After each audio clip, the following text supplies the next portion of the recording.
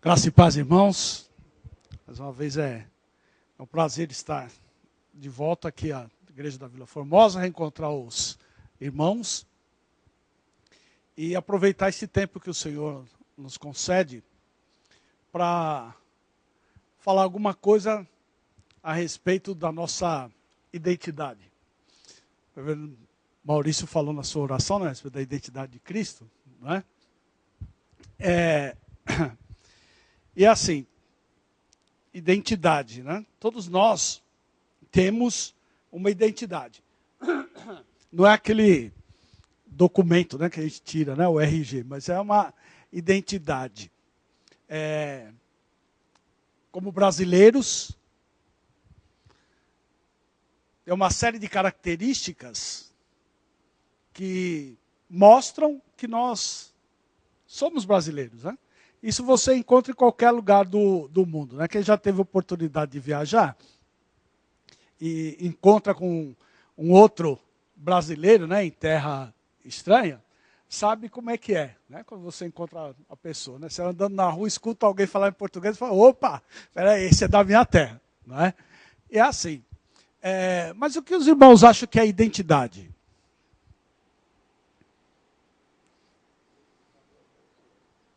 Como é que é?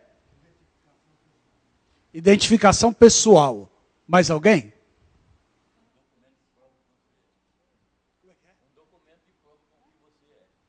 Um documento que prova quem você é.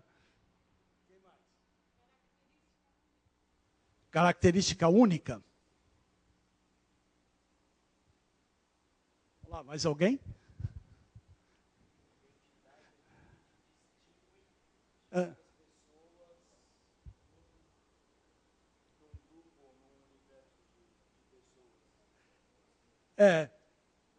O Vitor falando aqui que é uma...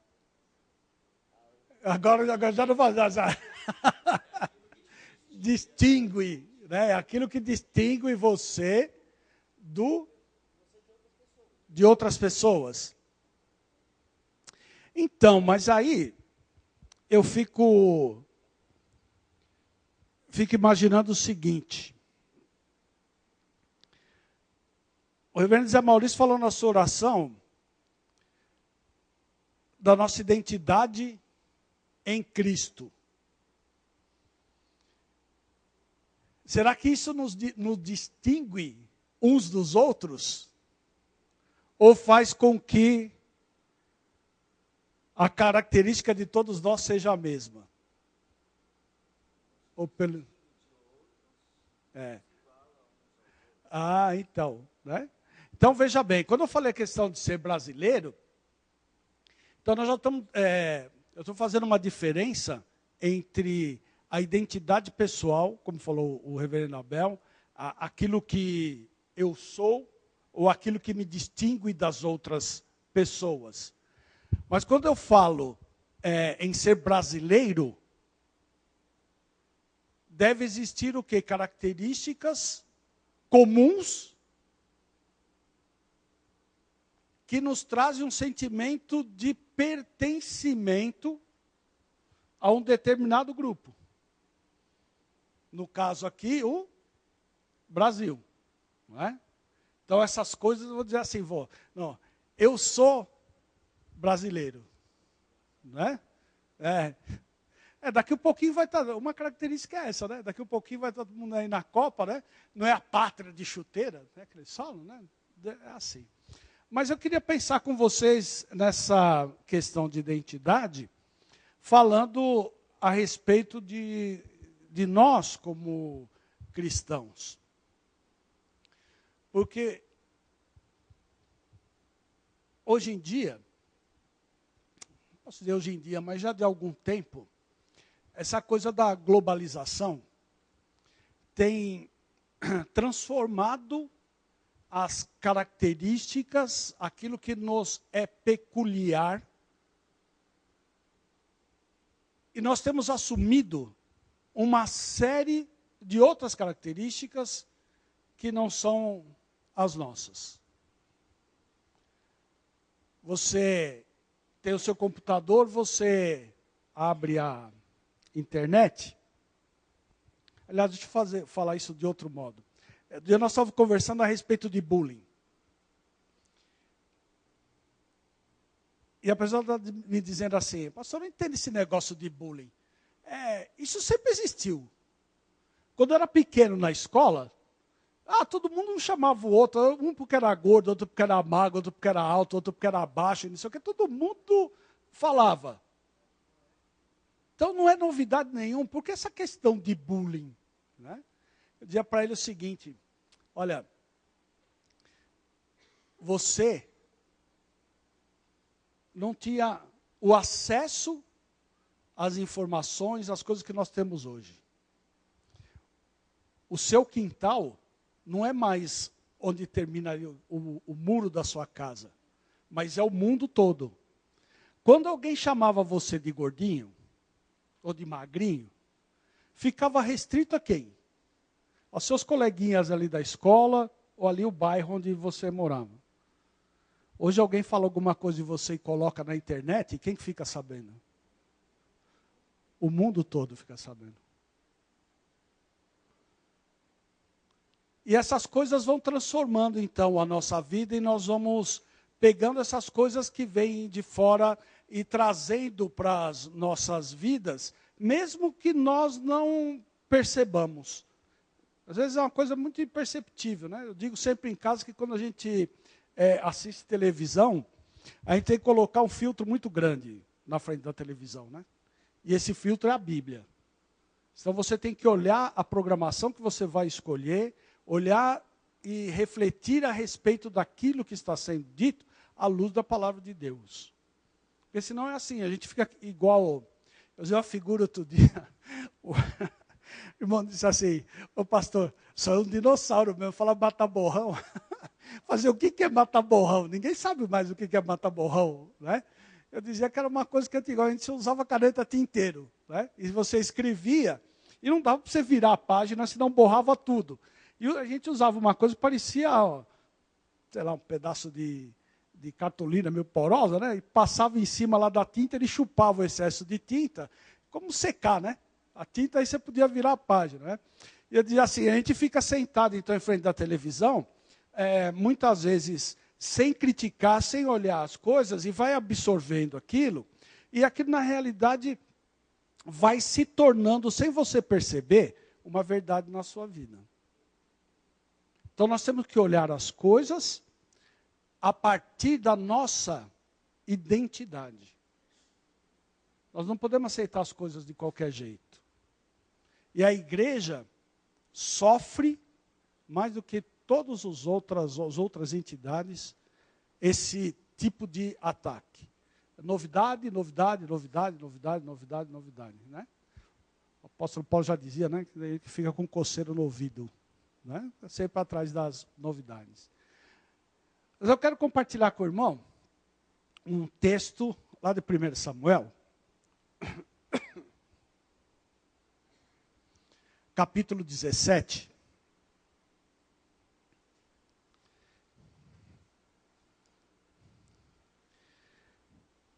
Verso 26.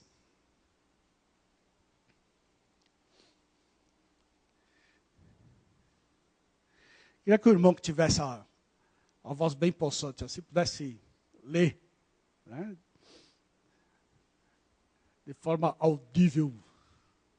1 Samuel 17, 26.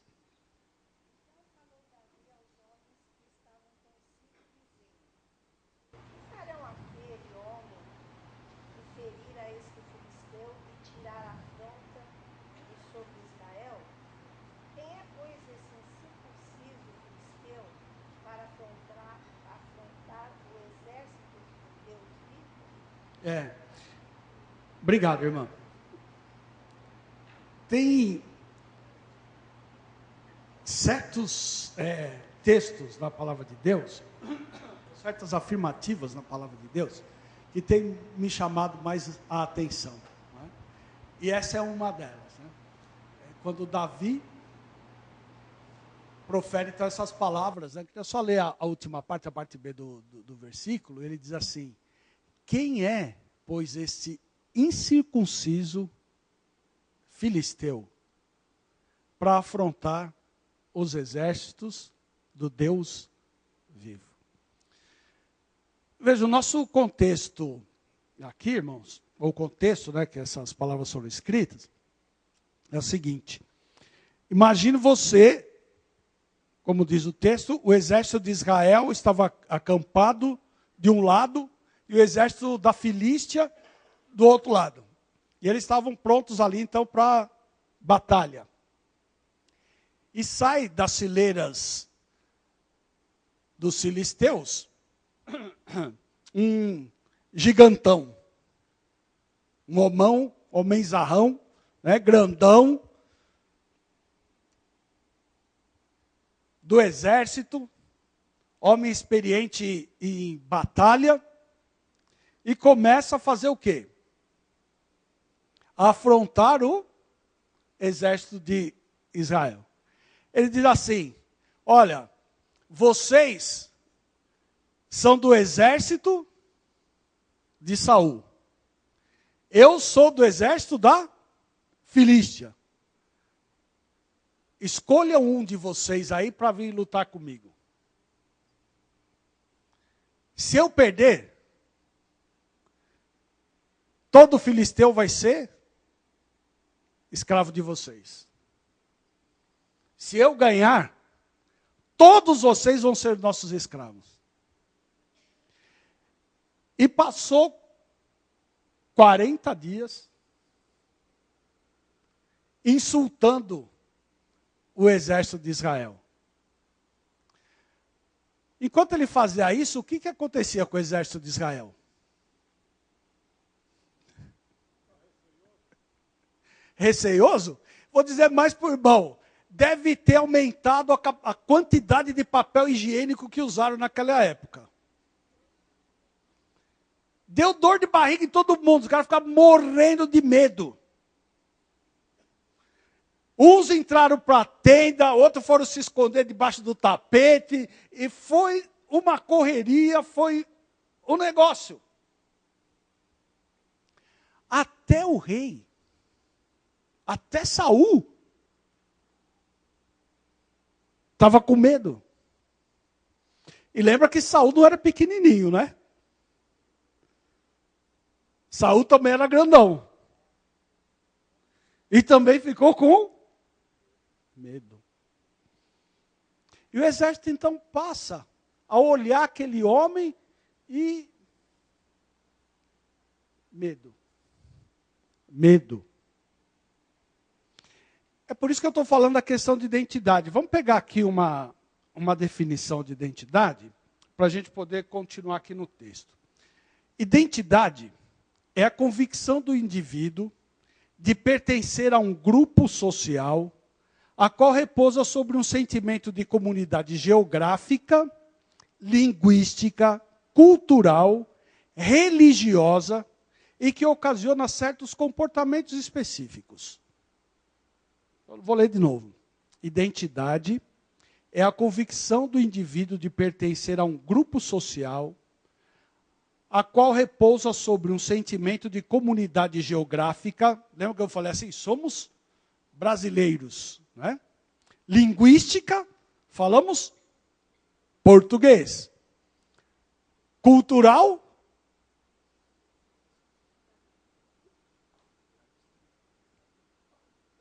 não sei, é uma mistura tão grande hoje, né? Religiosa.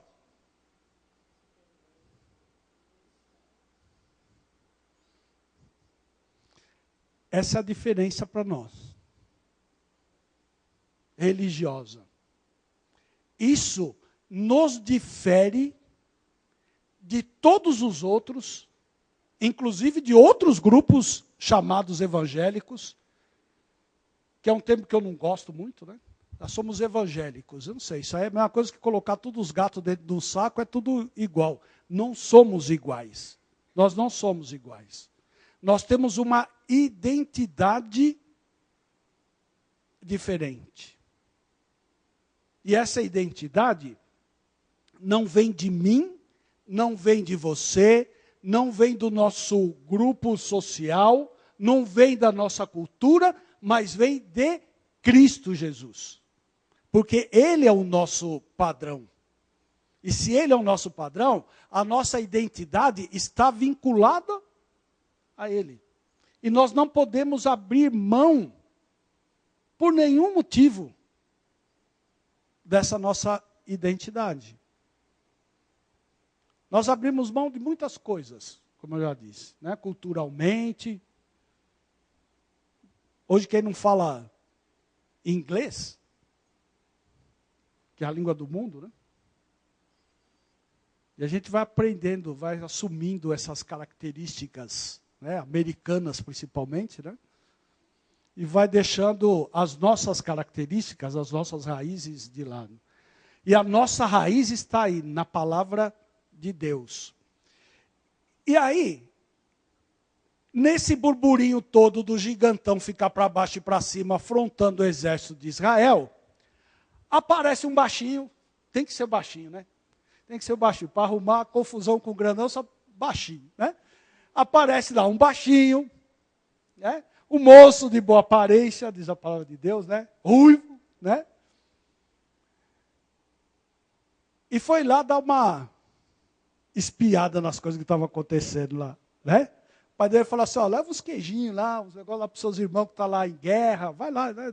E ele foi para lá. Aí ele chega e vê aquele homem falando um monte de impropério, um monte de coisa feia lá para Israel. E ele diz assim, ó, quem que é esse cara aí?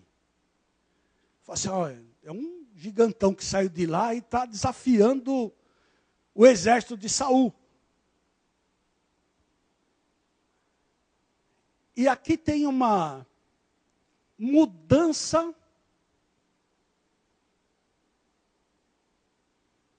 de comportamento baseada numa identidade. O que é que Davi diz? Aí no texto, no verso 27, que nós acabamos de ler aí. Ah, olha só o que Davi vai fazer. O gigante estava dizendo assim, olha, vocês são do exército de Saul. Não é de Israel, não. Ele estava falando, vocês são do exército de Saul. E eu sou do exército da Filístia. Precisa vir alguém para chamar a atenção e recuperar essa identidade que faz parte do povo. E o povo tinha esquecido. Ele diz assim, olha, quem é, pois, esse incircunciso? Ó, já começou lá. Minha identidade, lá em Abraão. Aliança, pacto com Deus, cujo sinal, cujo símbolo era a circuncisão. E ele vai dizer assim, olha, é diferente, eles são uns incircuncisos. A nossa identidade é diferente, nós somos circuncidados porque nós temos uma aliança com o Senhor. Ele diz então, quem é, pois, esse filisteu, incircunciso filisteu, para afrontar quem? Os exércitos do Deus vivo. Ó mudança de identidade que Davi faz. Fala assim, eu não sou do exército de Saul, coisa nenhuma. Esse camarada aí está afrontando o exército do Deus vivo. Somos nós. Somos nós hoje. Nós precisamos, irmãos, resgatar essa nossa identidade. Nós estamos cheios de plaquinhas. Cada um defendendo a sua plaquinha. Eu não sei se foi, se não foi, deveria ter sido, porque foi Napoleão que disse que você tem que dividir para conquistar. Nós nos dividimos. Não precisou nem ninguém vir de fora para fazer isso. Nós nos dividimos hoje.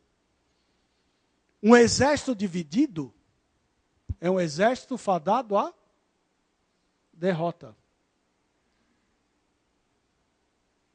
Assim, não, eu sou da igreja do quarto centenário, né, eu não participo de outras coisas, meu negócio é da igreja do quarto centenário. Eu sou da Vila Formosa, o outro é da Moca, o outro é não sei o quê, o outro é não sei o que lá, o outro é não sei o que lá. Nós esquecemos que todos nós fazemos parte do exército do Deus vivo. E nós temos um símbolo do pacto feito com esse Deus.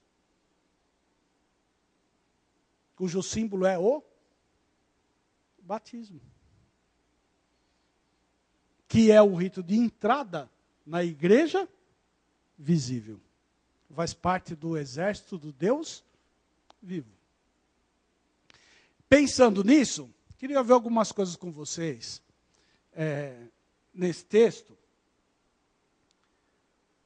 4 razões pelas quais nós perdemos a identidade, então, de povo de Deus. Veja, Davi chamou o exército dizendo, olha, nós temos uma outra identidade que vocês tinham esquecido. Não é? E por que eles esqueceram e nós também esquecemos? Veja lá no verso de número 8. 1 Samuel 17, 8. Quem achou pode ler, por favor. Parou, clamou as tropas de Israel e disse, para que saís, formando-vos em linha de batalha? Não sou eu filisteu e vós servos de Saul? Escolhei entre vós um homem que desça contra mim. Isso. Então ele diz o quê? Eu sou da Filístia, ó de Israel. Vamos lá. Não é? É um povo contra outro povo. Então nós perdemos essa identidade quando nós esquecemos quem nós somos. Eu não posso esquecer de quem eu sou. Isso faz uma diferença enorme nas nossas vidas. Tem um cântico, não sei se os irmãos cantam aqui, a gente canta lá na igreja que diz assim, tudo que eu sou e tudo que tenho, vem de ti, Senhor. Eu não posso esquecer que eu só existo como exército do Deus vivo, porque Cristo, que nós comemoramos o nascimento alguns dias atrás, Ele morreu por mim, Ele morreu por você, Ele morreu para nos dar uma nova identidade. Quando nós aceitamos Cristo como nosso único e suficiente Salvador, acontece uma transformação. Você já não é mais o mesmo. Há um novo nascimento, ao surgimento de uma nova criatura, ao nascimento de uma nova realidade, que nós não podemos abrir mão, irmãos. Certa vez um rapaz foi até lá em casa, porque ele ficou sabendo lá que eu tinha uma biblioteca mais ou menos abastecida lá de livros, né? E ele precisava fazer um trabalho. Ele estudava lá na Metodista. Ele disse que precisava lá fazer um trabalho e tal. Eu falei, não, tudo bem, passa lá em casa, dá uma olhada no livro, veja lá o que você vai precisar.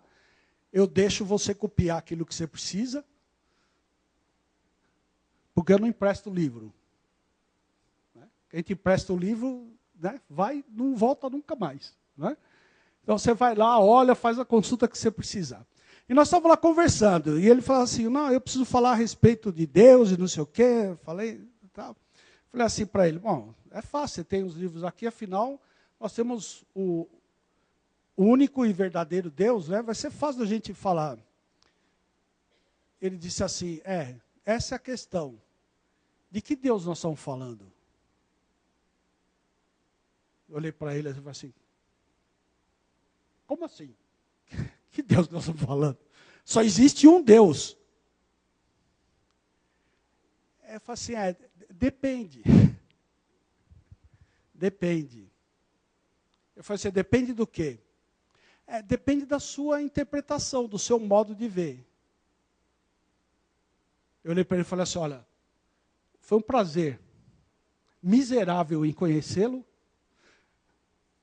Se você ia consultar algum livro aqui em casa, não precisa mais.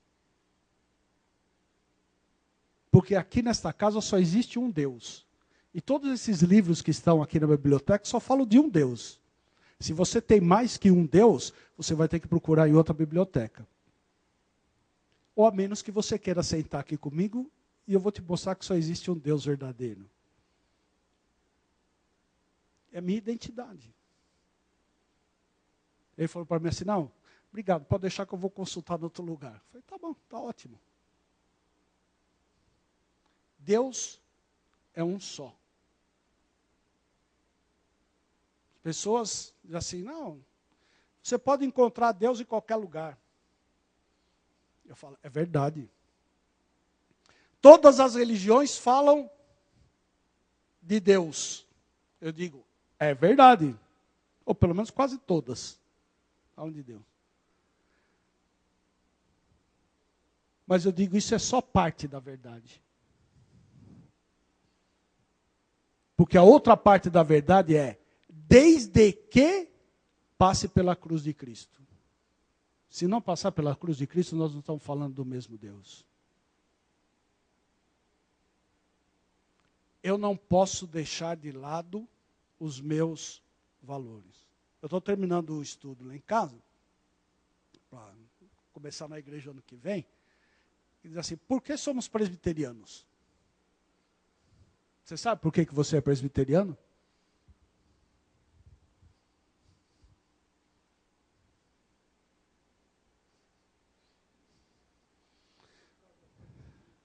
Hã? Espero que não seja como eu era antes de conhecer Jesus. Eu era católico. Apostólico romano. Né? Isso é uma heresia. Não é? Porque católico, o que quer dizer? Universal. Bom, se é universal, não pode ser romano, porque universal fica restrito em romano, não é? É igual, eu estava conversando com o Sebastião, o professor nosso lá, falando essas coisas, ele dizia assim, tem algumas coisas que são meio estranhas mesmo, né? Ele diz assim, tem um bairro aqui em São Bernardo que chama Riacho Grande. Eu falei assim, como assim? O que quer dizer riacho? Um rio pequeno. Bom, se o riacho é grande, ele é um rio. Não pode ser riacho. Não é? E aí diz assim, bom, eu sou católico, apostólico, romano. Por quê? Porque meu pai minha mãe meu bisavô meu tataravô foi, não sei o quê. Eu sou presbiteriano porque eu sei que eu faço, em primeiro lugar, parte do exército do Deus vivo. Tenho como característica principal o que o nosso irmão falou ali, a sã doutrina. E porque eu tenho um histórico. Eu tenho um histórico escrito por Deus. Que foi deflagrado lá em 1517, embora já antes, né? Foi deflagrado lá, mas já começou com tantos outros, né? E essa história vem sendo construída ao longo do tempo por Deus. E Ele trouxe você, trouxe a mim, para fazer parte do exército de Deus aqui. Eu tenho características que me fazem ter esse sentimento de pertencimento a essa comunidade. Salvo pelo Senhor. Quando eu abro mão dessas características, serve qualquer coisa. Serve qualquer coisa.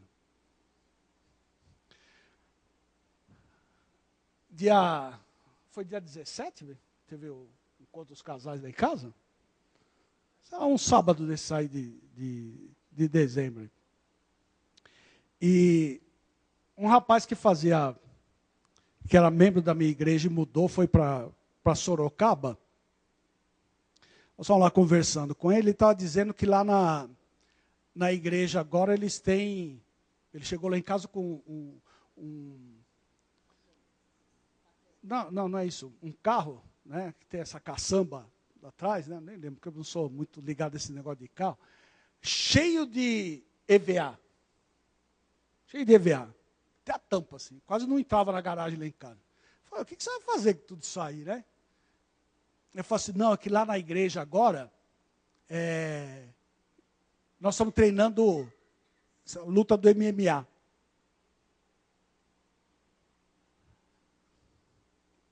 Eu falei, é mesmo, pastor? Pô, você precisa ver que legal.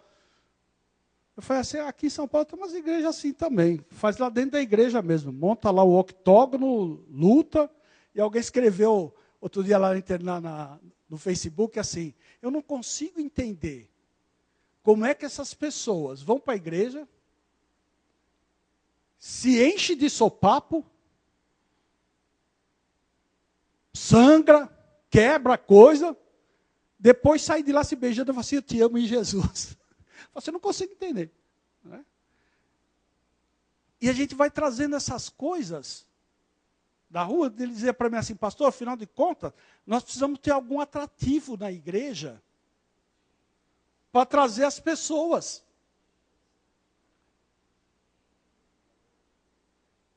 Eu disse para ele, olha, faz 1 ano e pouco que você mudou lá do Centenário para Sorocaba. Em 1 ano, você perdeu toda a identidade que foi construída ao longo do tempo. Por quê? Qual é o atrativo que a Bíblia diz que você precisa ter para trazer pessoas?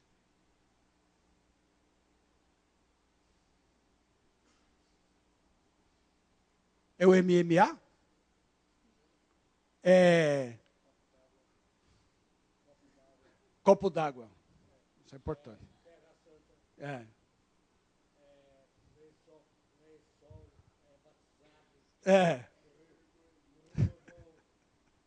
Essa eu não conhecia. Lençol batizado no Rio Jordão é bom.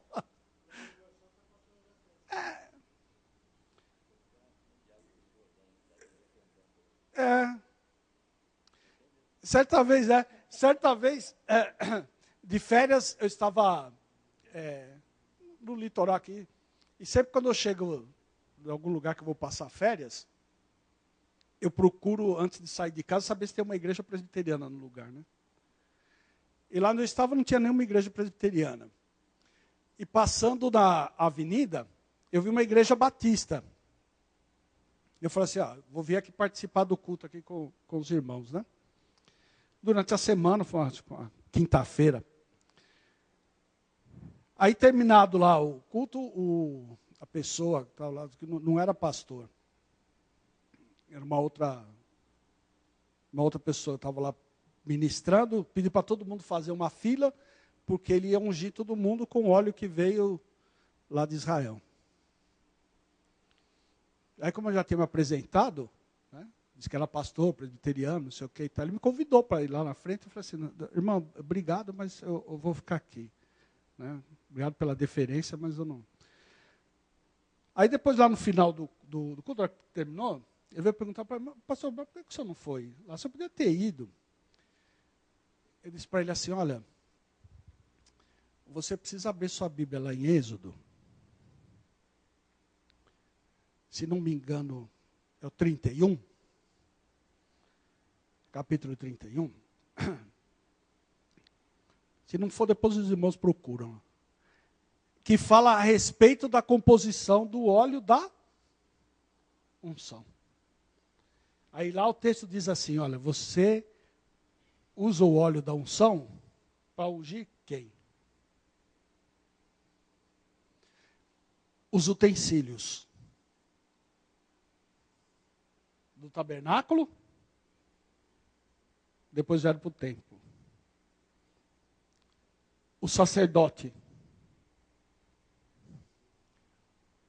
o rei. 30. Errei por um, tá quase. 30. Mas o principal ele diz assim depois. Não se ungirá nenhuma outra pessoa com esse óleo.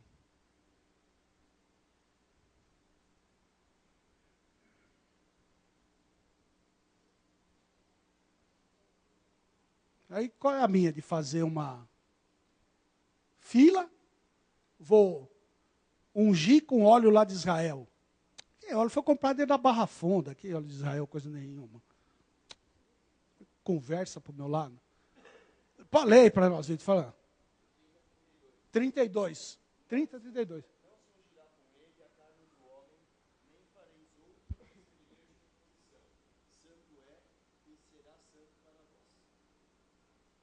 Não se ungirá. Pastor, mas é assim, depende da sua interpretação, porque lá em Tiago diz assim, que precisa ungir lá o doente.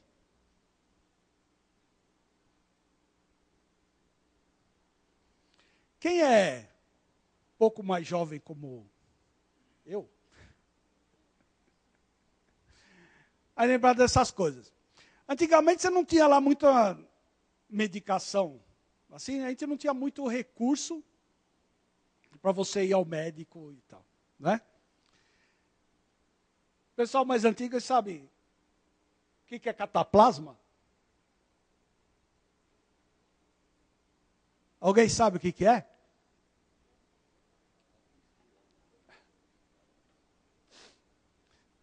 Cataplasma era assim, ó. A gente ficava doente, ficava resfriado, pulmão cheio de catarro. A mãe da gente fazia assim, ó. Fazia uma polenta. Né? Depois pegava essa polenta, colocava num pano, e dobrava, e colocava um cobertorzinho assim em cima do peito da gente, ou nas costas da gente, e colocava aquilo em cima. Para quê? Para afrouxar o catarro. Aí saía tudo. Era assim. E como esse, tinha muitas outras coisas. O texto lá de Tiago, já dou a palavra já, o texto lá de Tiago, fala exatamente a respeito disso. Quantas vezes aí você não tinha gente lá que usava o quê? Derretia a banha de galinha e, esfregava, era igual o Vicky Vaporub, que legal. Você também não conhece essas coisas, eu vou falar para vocês. Passava que era tudo para descongestionar. Não é? Fala, irmã.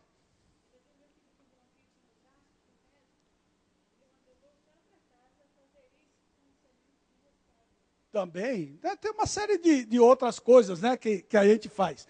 Certa vez tinha um galalá lá em casa, não sei se foi o Vitor, foi o Caê. Estava com a febre, e não cedia, de jeito nenhum. Levei no médico, levei 2, 3 médicos, não sei o quê. Não, é virose. É virose. Toma não sei o quê lá, toma não sei o que lá. Tá. Aí, o sábado, meu pai chega em casa, foi o Caí, né? Chega em casa e diz assim, filho, o menino como é que tá? Eu falei, pai, tá com febre. Foi, Então faz o seguinte, vamos dar uma volta comigo aqui. Eu falei, tá bom, vamos. Entramos no carro e tal. De repente ele parou na frente de uma casa lá e falou assim para mim, você sabe que árvore é essa aqui? Você não tem a mínima ideia. Falei assim, esse aqui é o sabugueiro. Eu falei, muito prazer. Sabugueiro, legal. Você me tirou de casa que eu vou mostrar o sabugueiro? Aí fez a segunda pergunta. Falei, você sabe por que ela está florida? Eu falei, pai, eu nem sabia que árvore era essa, eu vou saber como é que ela está florida. O sabugueiro é assim, ele só dá flor para dizer para você que as crianças vão ficar com sarampo. Bate lá na casa, pega um pouco de folha aí de flor, vamos levar lá em casa. Eu peguei lá, fez a infusão lá, deu para o Caê. No dia seguinte, estourou tudo quanto era sarampo nele. E você leva no médico tal, no médico tal, no médico não sei o quê, toma isso, toma aquilo. Catapora, né? Desculpa, não é sarampo, catapora. Troquei as doenças. Não é?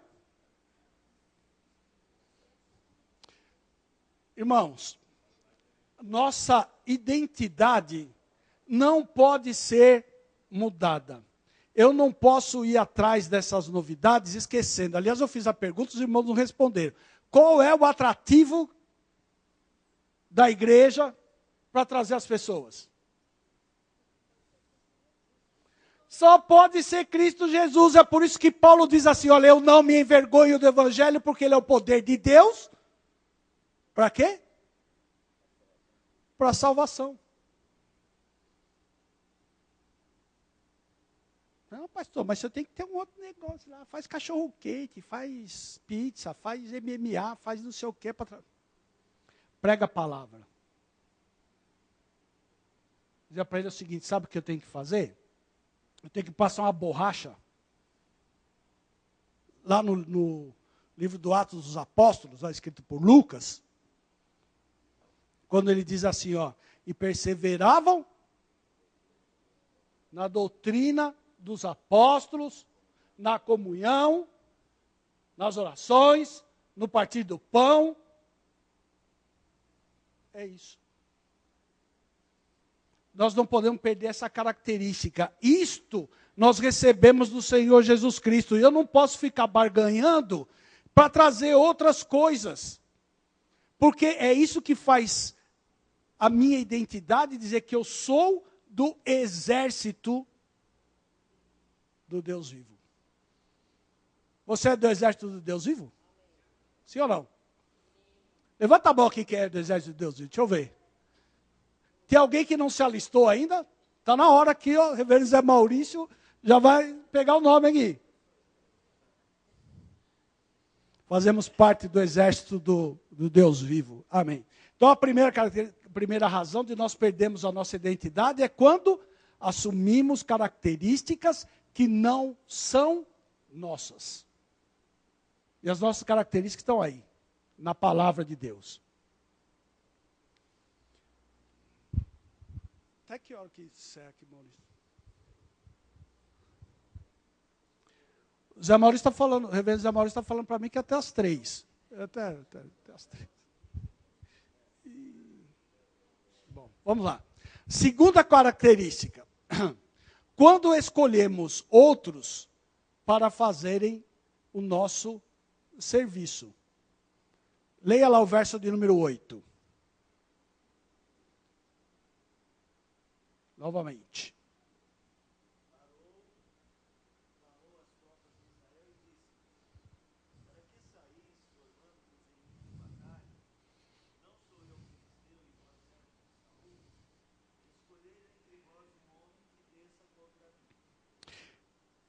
Aí o que aconteceu?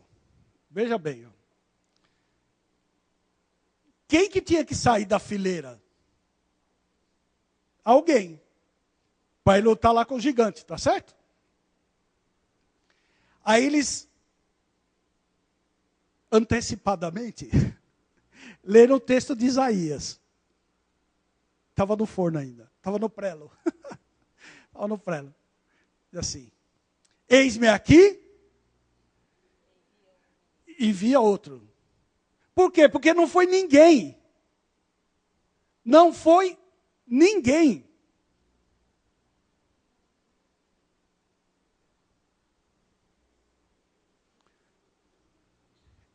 Eu não sei aqui. Talvez aqui seja diferente. Mas lá na minha igreja, quando vai chegando essa data aqui, não sei se os irmãos fazem, se os irmãos fazem esse, da posse né? Dia 31, né? Quando você começa a dizer assim, bom, nós precisamos ver a liderança para o ano que vem. Foi a mesma coisa que você falar assim. Eu sou do exército da Filístia. Quem é que vem lutar contra mim? Ninguém. Não, sabe, pastor, esse ano aqui eu resolvi descansar um pouco. Eu trabalhei bastante. E eu vou tirar um ano de férias da igreja. Eu não quero cargo nenhum esse ano aqui, pastor. Se eu precisar da minha ajuda, eu ajudo assim, mas por trás, entendeu? Assim, fico na retaguarda. Qualquer coisinha assim, eu dou uma mão, mas a responsabilidade é minha, a responsabilidade é sua. Deus está chamando você para você ir, para você fazer.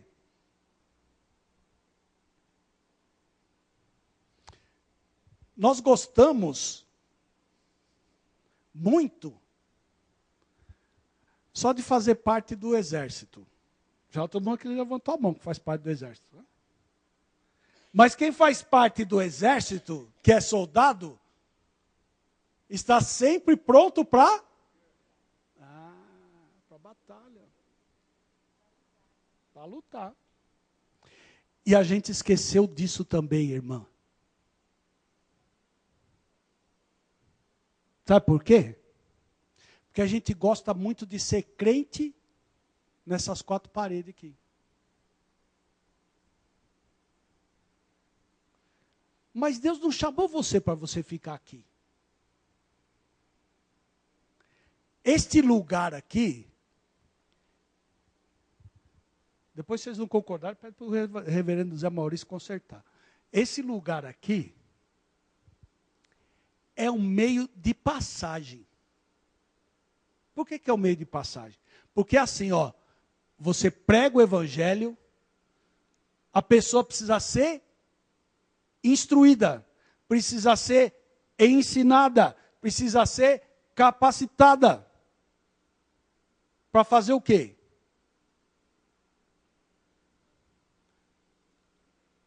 Ir lá para fora. Não é para ficar aqui dentro. Eu não sei, um dia eu vou fazer um estudo disso, né? Quem foi, ou quando foi, que começou essa brilhante ideia de que na igreja eu só tenho dom para tocar, pastor. Então eu faço isso, eu toco. Ah, pastor, eu só canto. Ah, eu só cuido do som. Ah, eu só limpo a igreja. Eu só... Quem que evangeliza?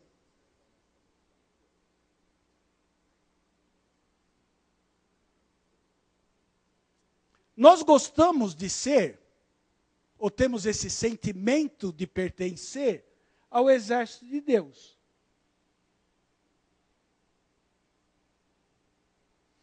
Porque nós somos chamados, fomos separados por Deus. Só que nós paramos por aí. E nós achamos que isso está muito bom, bonito, é maravilhoso. De fato é. Ó, quão bom e agradável é viverem unidos os irmãos. Olha que beleza, pastor. Nós estamos fazendo exatamente o que a palavra de Deus diz. Nós estamos aqui unidos. O que Pedro falou a nosso respeito? Leia lá, 2 de Pedro. Não sei se é a primeira, 2 de Pedro 2,9. Acho que é a primeira de Pedro, né? Assim, você vai passando. Primeira de Pedro 2,9. Isso. Se todavia fazeis acepção de Não. pessoas, é isso? Não. Esse é o 2,9. Não, primeira de Pedro 2,9. É isso mesmo. 1 de Pedro 2,9. Como é que é? A gente não sabe isso de cor, não? Sabe? Sacerdócio, nação santa, povo de propriedade exclusiva de Deus. Olha como nós gostamos disso, gente. Não é? Meu filho tinha até um conjunto que chamava propriedade exclusiva. Não, não é esse, é outro. É o outro. É o outro. Não é? Nós gostamos disso pra caramba. Olha que beleza isso, ó. Deus não disse isso para ninguém, mas disse isso para nós. Né? Amém, irmão. Olha que beleza isso, né? E nós ficamos assim, todo cheio. Né? É nós. Se fosse corintiano, como eu sou São Paulino, somos nós.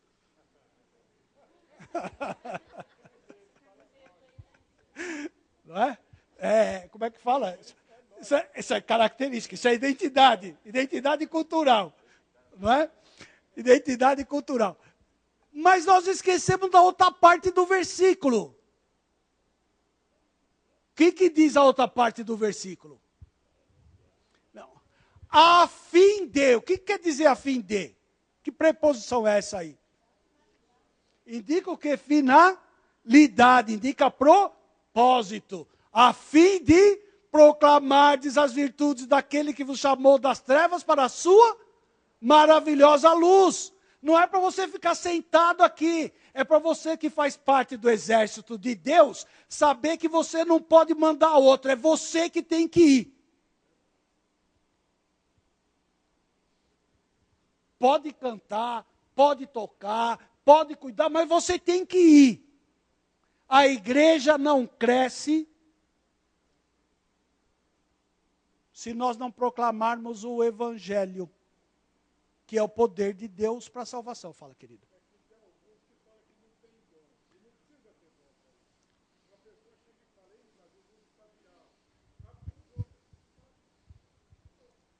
Irmão, quando a pessoa fala assim, pastor, mas eu não tenho dom. Sabe o que eu estou falando? Que o Espírito Santo é mentiroso. E pecado contra o Espírito Santo é pecado imperdoável. Porque quem nos capacita, a menos que você não tenha Espírito Santo. O pastor vai falar sobre batismo com Espírito Santo, não é isso, pastor? Batismo com o Espírito Santo. O Espírito Santo capacita a mim e a você. Quando Pedro se apresentou lá na frente de Agripa, disseram para eles o seguinte, lá, estavam reunidos, disseram para assim, ó, quem são esses, ou não são esses, iletrados? Pior ainda, a palavra lá, ajudou o reverendo Maurício aqui no texto, mas ele diz assim, não é só iletrados, quer dizer analfabetos. O texto, lá em grego, diz que eles são idiotas. Lembra, o termo que está lá escrito assim, ó, idiotai.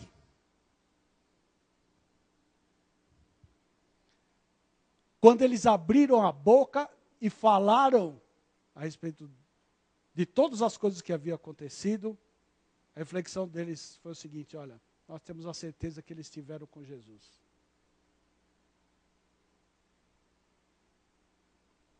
Você e eu somos capacitados pelo Espírito Santo a fazer a obra que foi destinada a nós antes da fundação do mundo. Aí você vem falar para mim, igual o irmão está falando aqui, pastor, assim, mas eu não tenho dom nenhum. A igreja está aqui para isso, para capacitar você. E a gente faz isso, só não faz isso na igreja. Já brinquei isso com o pessoal lá na minha igreja, é assim, olha, no culto de Natal, no culto de passagem de ano, né, a gente vem maltrapilho, todo desarrumado, desganhado para a igreja? Não, vem arrumadinho, né? Vem bonitinho, né? As moças aí fazem assim, né? Vão no cabeleireiro, tá certo? Arrumar as madeixas, né? Fazer a mão. Eu também não entendo essas coisas não. Minha mão já nasceu feita, graças a Deus, pelo Senhor. Precisa fazer a mão. Então. Aí, assim, eu vou lá fazer a unha. Aí você passou lá e tal, viu um salão desse daí e tal, entrou, falou assim, eu queria fazer a unha. Falei, tá bom. Sentou lá, fez a unha e tal, não sei o quê. Né? Na hora de pagar, deram o preço para você, falei, nossa, só isso. Pô, que legal. O que você faz? Moto contínuo.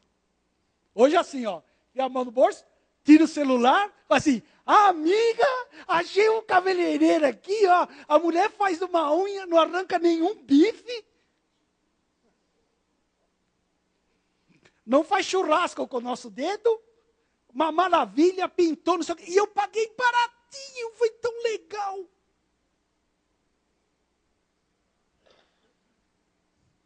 A gente faz isso ou não faz? Faz.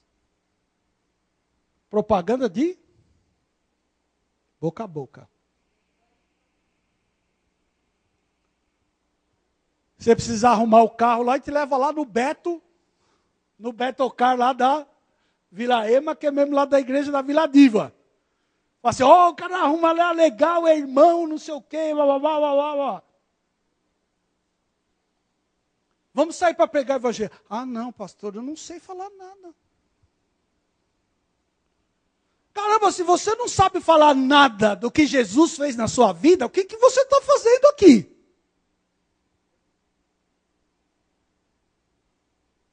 Às vezes, quando eu assistia a televisão, e via os caras fazendo entrevista com o pessoal lá na Universal, nessas outras igrejas lá, e aí, como é que era a sua vida antes? E depois que eu não sei o quê, mano. Eu falei, caramba, esses caras são loucos. Mas eles têm razão.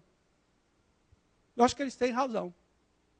Porque eu tenho que falar exatamente isso. A minha vida, antes de conhecer o Senhor Jesus, era uma porcaria. Eu ia para o inferno. E agora que eu conheci Jesus, a gente canta, desde o dia em que aceitei Jesus, a minha vida se transformou. Diz assim, ó, agora sou feliz, agora vivo. Bom, e eu não sei falar isso para os outros? Como assim?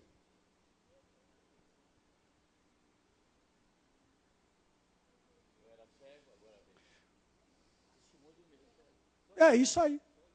Olha, eu não sei quem é esse homem. Eu só sei que eu era cego e agora eu.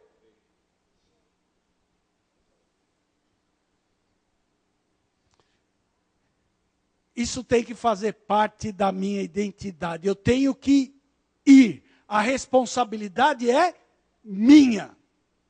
Eu sei que é dos outros também, mas os outros, o problema é dos outros.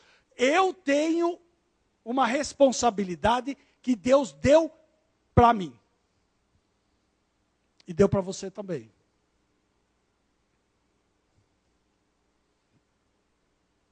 Tem uma frase, né, que eu acho muito interessante, que fala a esse respeito, e diz assim, eu vi isso numa empresa certa vez. Havia um importante trabalho a ser feito, e todo mundo tinha certeza que alguém ia fazê-lo. Qualquer um poderia tê-lo feito, mas ninguém o fez. Alguém zangou-se, porque era um trabalho de todo mundo. Todo mundo pensou que qualquer um poderia fazê-lo, mas ninguém imaginou que todo mundo deixasse de fazê-lo. Ao final, todo mundo culpou alguém, quando ninguém fez o que qualquer um poderia ter feito. Hã? É?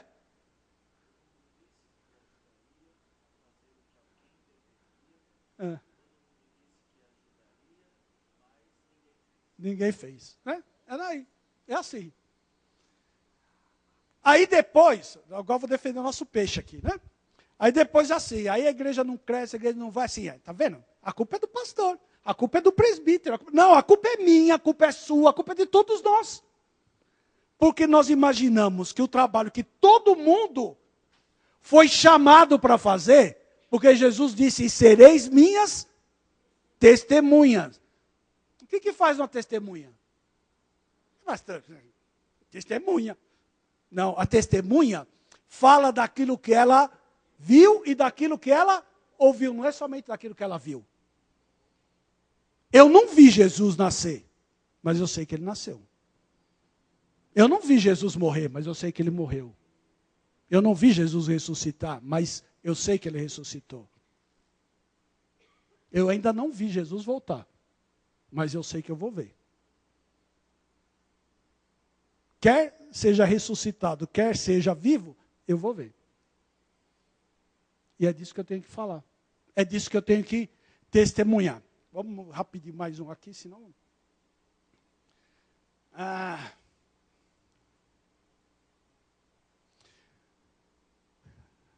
Terceiro, maneira de você perder a sua identidade. Quando nos acovardamos diante dos desafios. Veja o verso de número 11.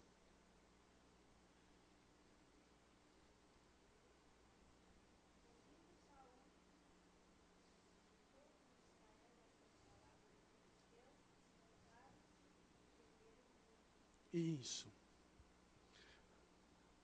Eles ficaram com medo do desafio.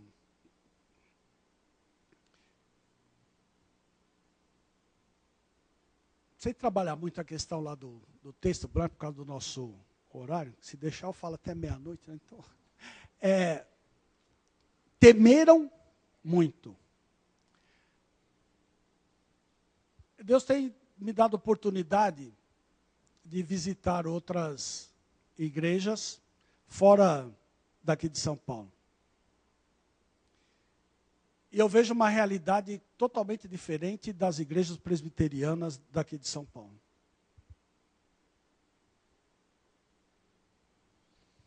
Eu acho que as igrejas daqui de São Paulo, não vou dizer todas, né, mas os resultados que nós temos vindo da análise lá do Supremo Conselho, né, da documentação que a gente recebe, você vê que São Paulo, a cidade de São Paulo, está ficando para trás.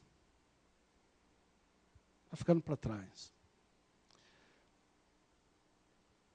No dia 15, foi aniversário lá da minha igreja, o reverendo Darli pregou. E ele é do Espírito Santo. Ele me disse o seguinte, Mário, de onde eu vim, lá do Espírito Santo, não existe nenhum bairro que não tenha pelo menos uma congregação presbiteriana. Nenhum bairro. No Espírito Santo, tem mais igrejas presbiterianas do que em São Paulo inteiro.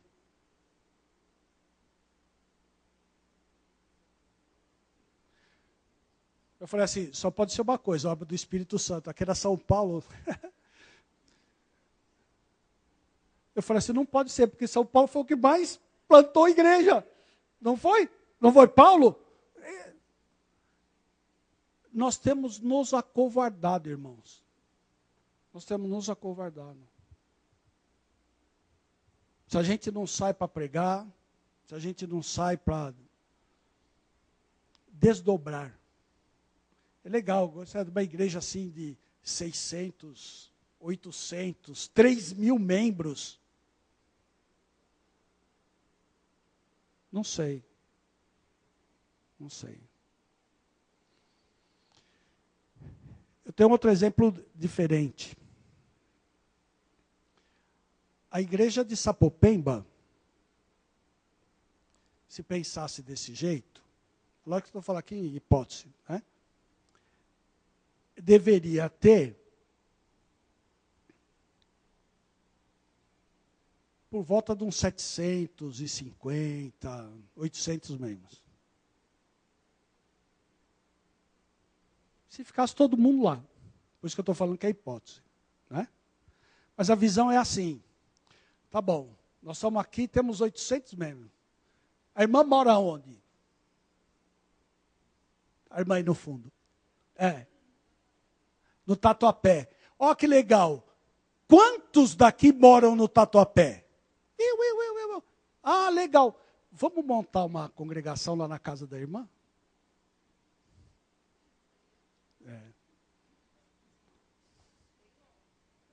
Não, eu digo assim, ó, nós temos várias pessoas aqui que moram no Tatuapé. E saem de lá para vir aqui na Vila Formosa. Bom, abre um trabalho lá no Tatuapé. Foi assim que aconteceu com Itaquera, foi assim que aconteceu com o Quarto Centenário.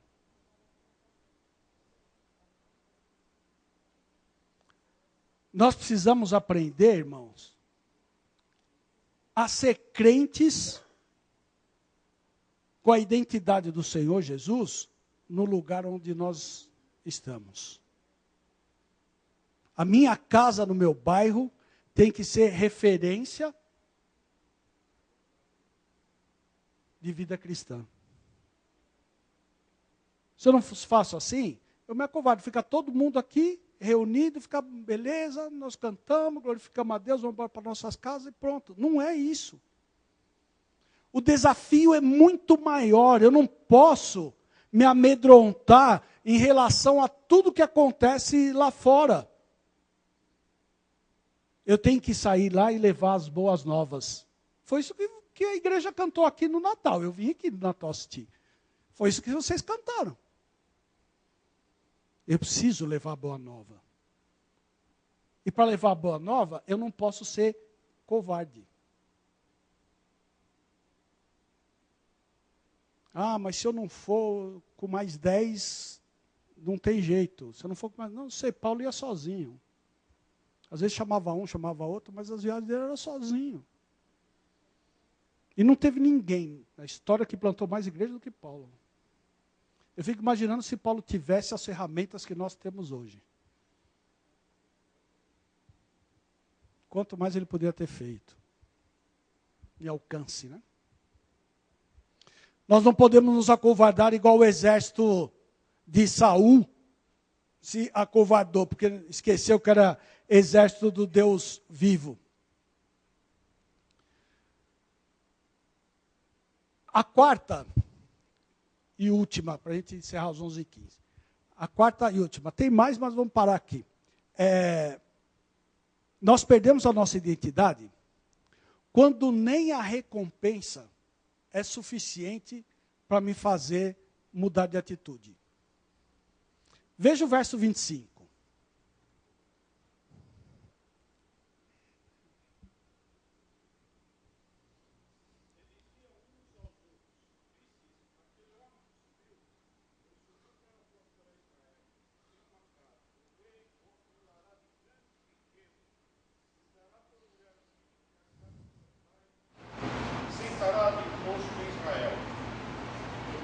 Olha que legal! O Haddad da época lá quis aumentar o imposto, falou assim, nós vamos isentar o imposto da casa do pai. Olha que legal! Se vencer o gigantão, eu vou dar um monte de riqueza. Vou dar a filha em casamento. Aí eu já não sei se é uma boa ou não, depende, né? Depende. Né? Aí você diz, senão vai acontecer igual aconteceu com Jacó, né?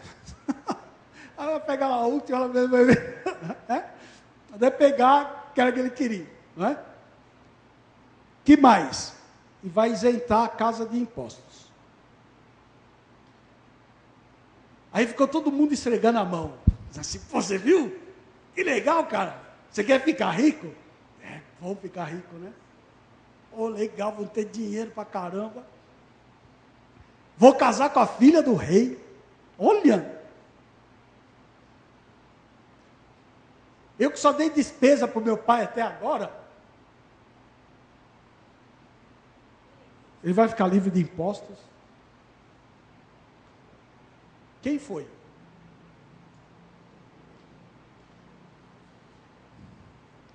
Quem foi lá enfrentar o gigantão? Ninguém. Ninguém. Todo mundo ficou com o olho grandão desse jeito, na riqueza, nas coisas. Bom, era um negócio super legal. Aí olharam para o tamanho do gigante e falaram, eu, hein? Vou nada. Vou nada. Gente,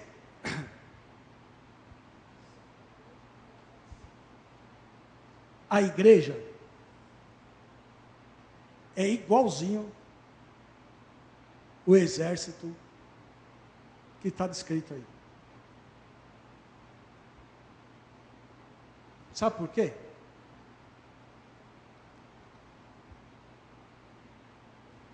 Porque Jesus prometeu uma série de recompensas para nós. Ele disse, nem olhos, isso por meio de Paulo, né? Nem olhos viram, nem ouvidos, nem jamais o que Deus tem.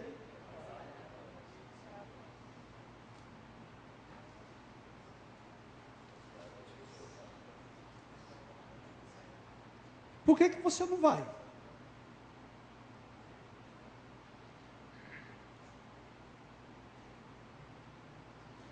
Vira o paralelo? É a mesma coisa.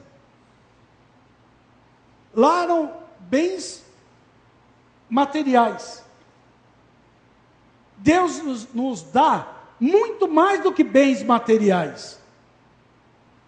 Ele nos dá coisas que nós não conseguimos nem sequer imaginar.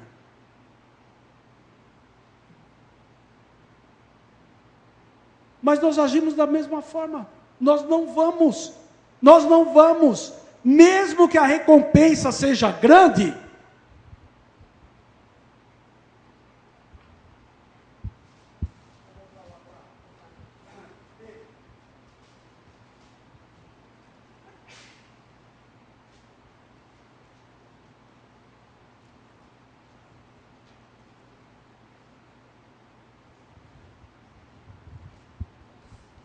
Isso serve para todos nós. 1 de Pedro 5.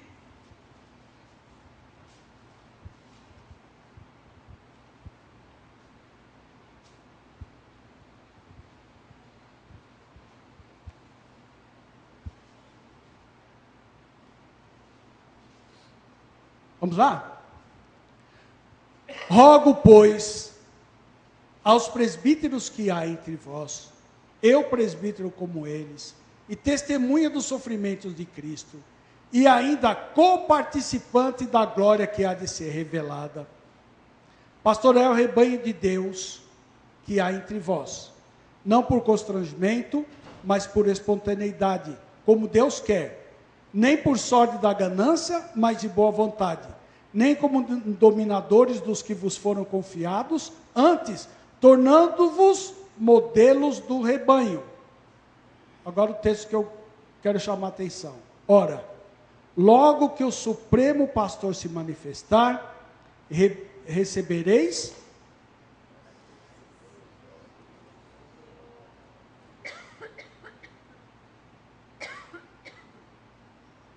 o que é imarcessível? Que a gente não, você não vai, você não vai. Você não vai. Pastor não vai. O que é imarcessível? A gente lê a palavra de Deus, encontra essas palavras assim meio estranhas, né? A gente não vai lá procurar no dicionário, não vai ver, né? Procurar uma ajuda, né? Imarcessível quer dizer que é incorruptível, que não se degrada.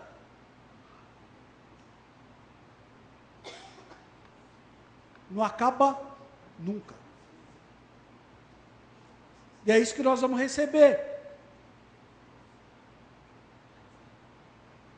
Mas embora nós tenhamos promessa da parte de Deus de recebermos recompensa pelo trabalho que Ele nos chamou para fazer, nem isso me motiva a fazer. Por isso que eu vou fazer MMA, vou fazer não sei o que, vou fazer não sei o que lá, porque eu trabalho nos outros lá atrás.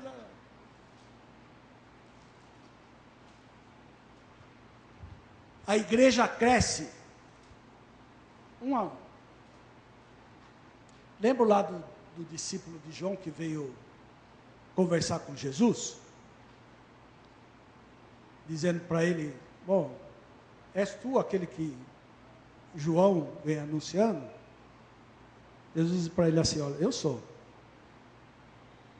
Vim aqui para te seguir. Então, faz o seguinte, vai lá na sua casa e fala disso lá para os da sua casa. Fala para o seu próximo. Igreja é assim, ó. Lembra que eu falei agora há pouquinho de boca a boca? Você é minha amiga, eu preciso conversar com você a respeito de uma coisa importante. Que eu gosto tanto de você, eu preciso falar de uma pessoa que você precisa conhecer.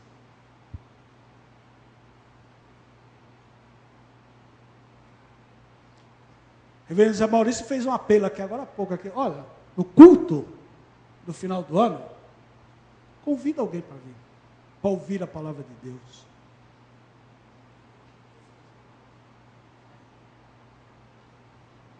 Pastor, eu ainda não sei pregar. Tá bom, vai lá e convida. Fala assim, olha, você não quer ir na minha igreja hoje?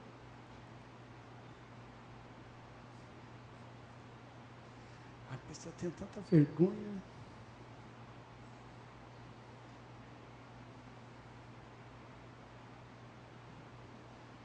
A igreja é o lugar de crentes sem vergonha.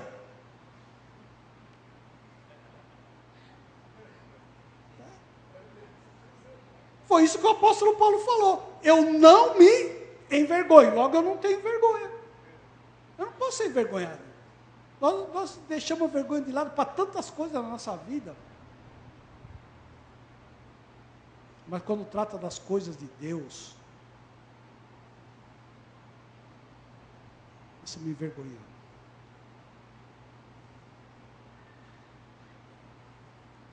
Nem a recompensa me leva a fazer aquilo que eu tenho que fazer, porque eu esqueci da minha identidade. Que nessa manhã você tenha sido exortado no sentido de animar, não é de puxar a orelha, mas é de incentivar a você e a mim a mantermos as nossas características que compõem a nossa identidade como crentes do Senhor Jesus Cristo, que de fato nós façamos parte desse exército do Senhor, e a gente possa enfrentar os desafios, que nós não sejamos envergonhados a ponto de não levar a mensagem do Senhor, porque nós sabemos assim que o Supremo Pastor voltar, nós receberemos essa recompensa que o Senhor nos prometeu. E todos tenham um bom final de ano, uma entrada de ano ainda melhor na presença do Senhor. E que 2014 seja o ano, e quando você olhar para trás, você vai dizer assim, olha, em 2014, eu comecei a fazer diferença na minha vida cristã e na vida da igreja a qual eu sirvo. Que Deus abençoe a todos. Obrigado pelo convite, né? E estamos sempre à disposição. Mas o reverendo Zé Maurício, o conselho da igreja, a Renata não está, né? Me mandou lá o convite, agradeço a Renata também. Passar a palavra para o nosso irmão, que será, não, já é, irmão. Só não é de fala, mas já é de direito. Em nome da igreja, a gente queria agradecer ao pastor, Mário Eduardo, e obrigado pelas palavras ao final, viu? A igreja está muito agradecida. Pastor Maurício, tem algum aviso para dar? Não? Então a gente pode encerrar. Tá? E quero agradecer também a oportunidade, viu, gente? Tenham um bom domingo, Deus abençoe e até o culto à noite. Fiquem em Deus.